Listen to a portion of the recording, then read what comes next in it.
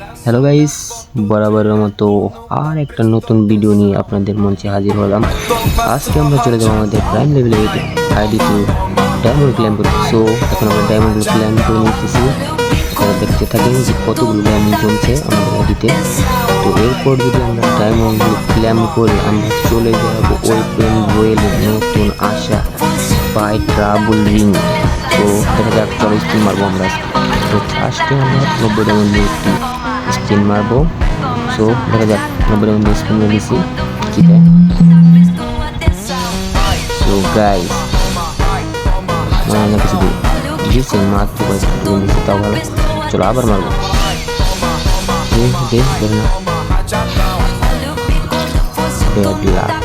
মনে হয় না বড় আর কখনো ভালো ছিল। দেখা যাক, স্পিন মেরে দিছি, মনে দিয়েছি মাত্র 6টা টোকেন। আবার স্পিন মারবো, কোনো কারণে যাবে না সেই কিন্তু ভাই দিয়েছে।